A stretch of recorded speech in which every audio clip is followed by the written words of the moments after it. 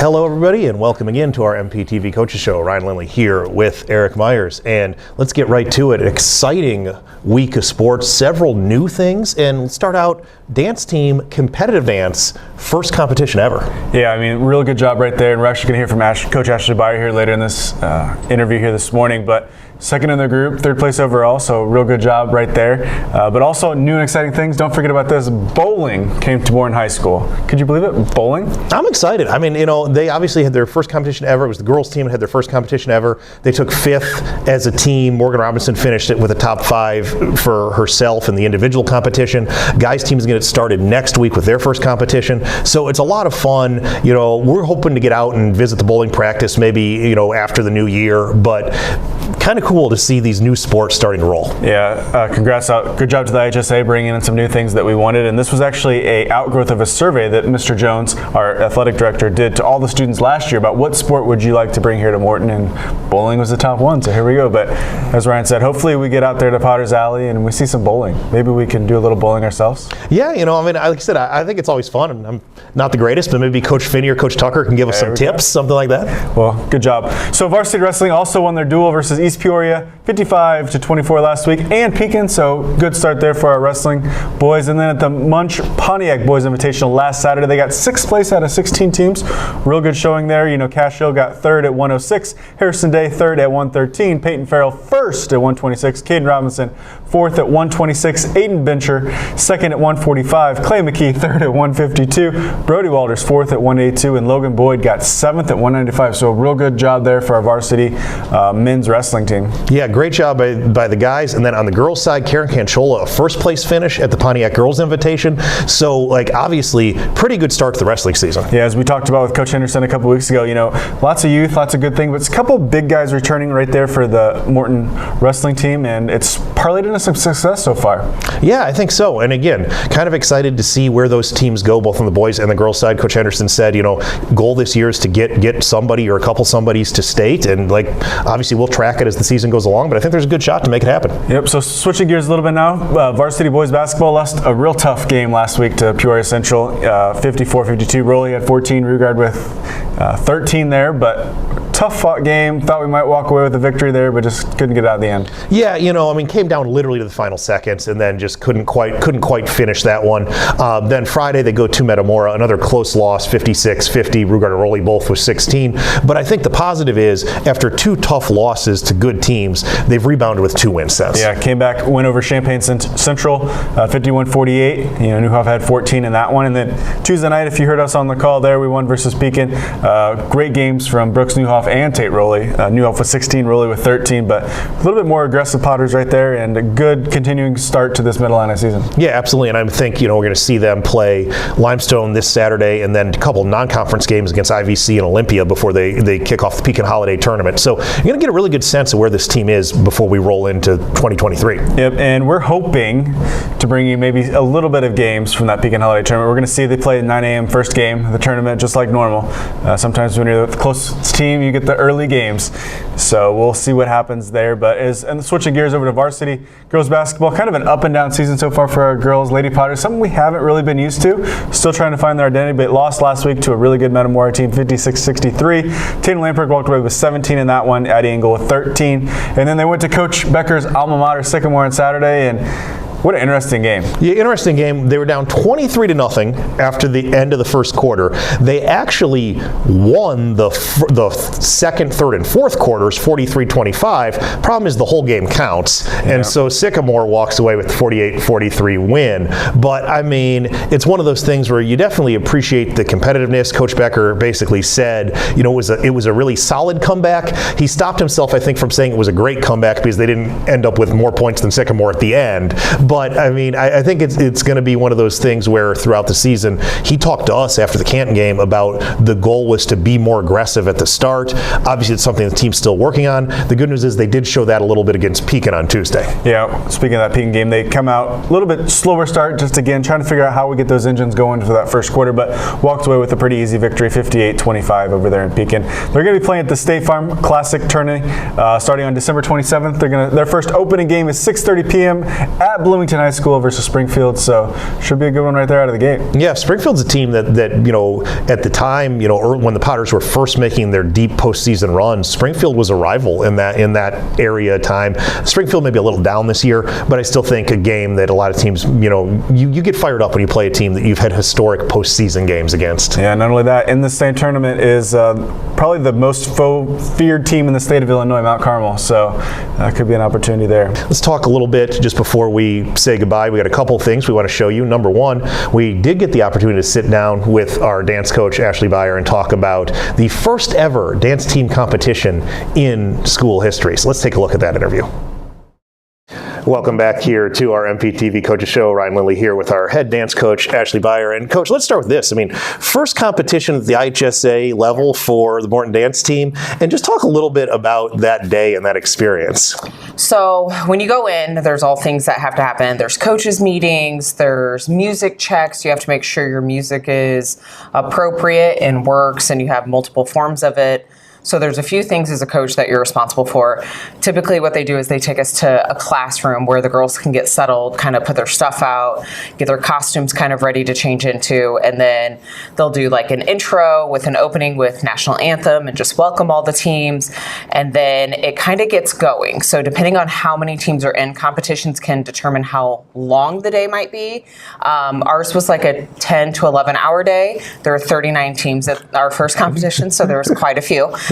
Which made it, a little bit longer. But most schools will have 2 gyms where you get to like warm up and practice in a gym before you go on to your like competing floor.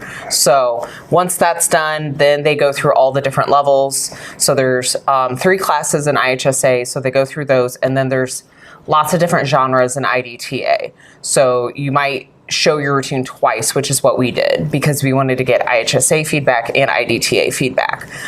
And so after that, it's just kind of a waiting game until awards. And then everybody sits in a circle within their teams, and they start to kind of go through placings and if you qualified for IDTA state or not with your scores. So it's a long day, but it's exciting.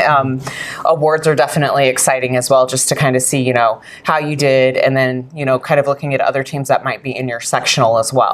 Awesome. And so this was a great success for the first competition. So yes. Tell us how'd the team do? So in IHSA in 1A, there were 16 performances, which was way more than any other category. And we placed 3rd, which was incredible. Our goal was to place that first competition in IHSA. It's a little bit harder in IHSA because it's all genres. It's jazz, it's hip hop, it's pom, it's lyrical, it's everything combined. So you're going up against teams in every type of style of dance. IDTA, we placed 2nd in open pom, which is also awesome. And that's a little bit more condensed because you're only competing against teams in your style of genre. And so we had 7, I think, performances in open pom, so to place 2nd was really awesome. If we were able to compete IDTA, we actually had a score high enough to qualify for state already for that one. So those are just really promising things as we kind of continue the season and work on the things that we got feedback on. Awesome. And let's talk a little bit about continuing the season. Yeah. What's kind of the next step? What's the next competition? Where are you kind of going with the team at this point? So our next competition is at Clinton, and Clinton is about 55 minutes away, and that's going to be in January. So that's January 14th. So we're super excited for that.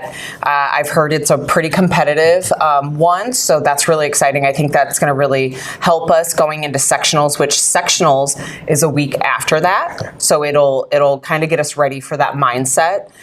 We should be in the Washington sectional. They haven't officially come out with it yet, but it'll be really close to home. So hopefully we can get lots of Morton people to come support. Awesome.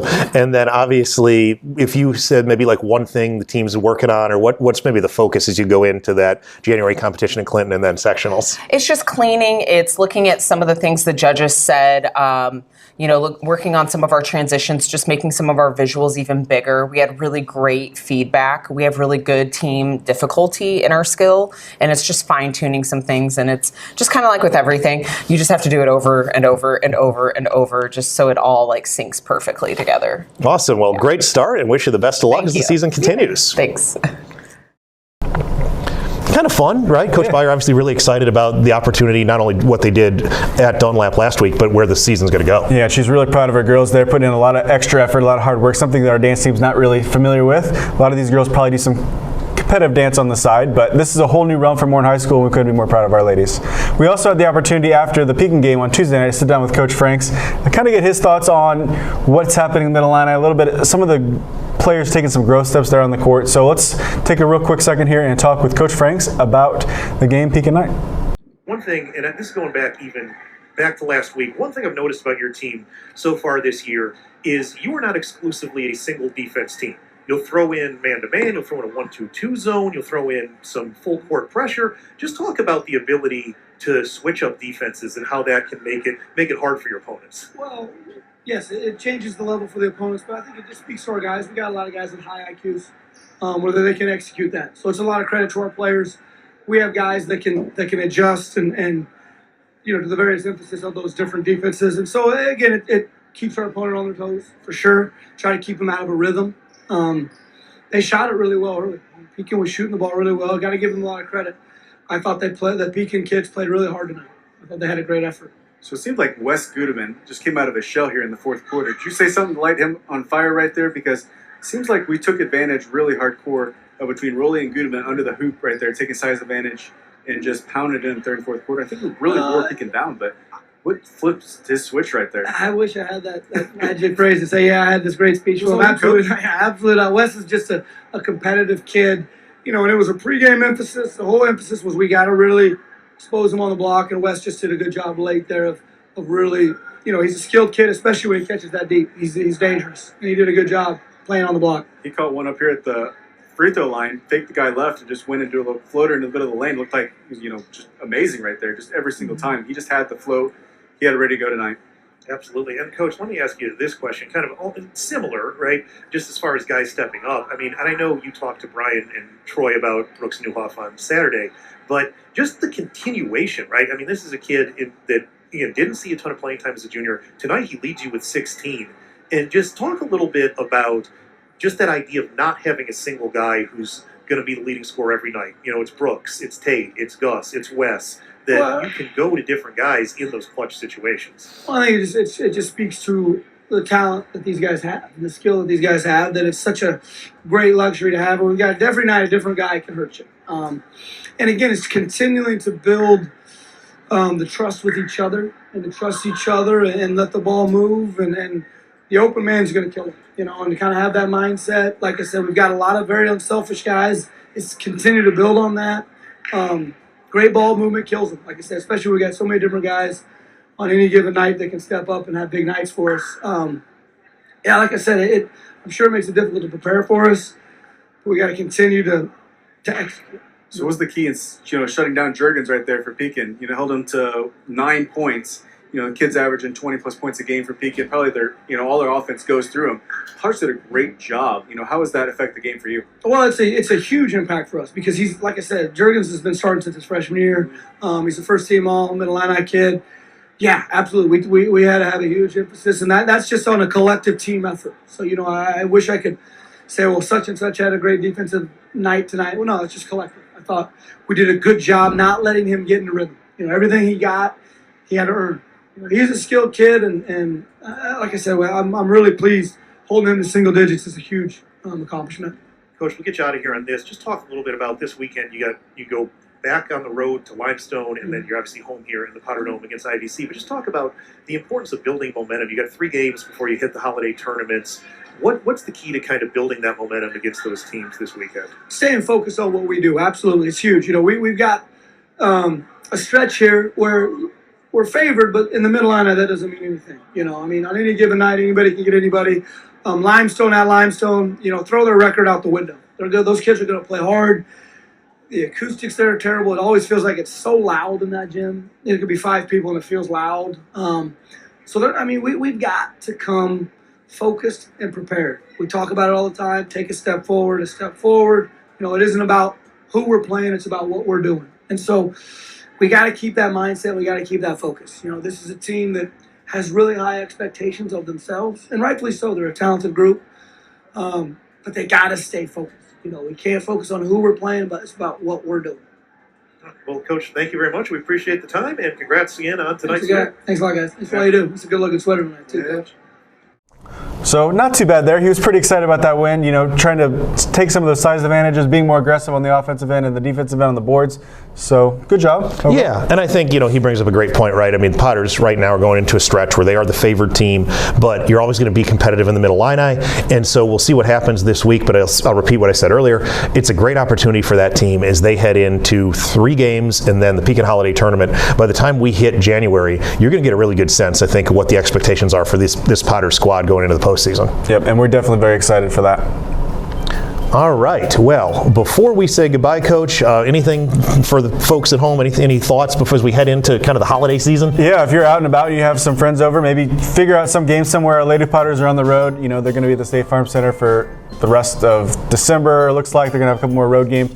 Our boys are going to be kind of all over the place as well. So seek out Illinois IL818.com to figure out where we're playing. Not to mention bowling, we got wrestling, we got all kinds of things happening all across Morton High School sports. As well as if you were interested, we could always use more camera operators or people interested in general for MPTV. Just send us an email, mptv@mcusd709.org, and take it away. And once again, folks, we appreciate you tuning in every week. Again, if you enjoy it and you haven't yet, make sure you like, share, subscribe, all those things so you don't miss an episode of The Coaches Show. For Eric Myers, I'm Ryan Lindley. Everybody have a great and happy holiday season, and we'll see you back here talking next time about some holiday basketball tournaments.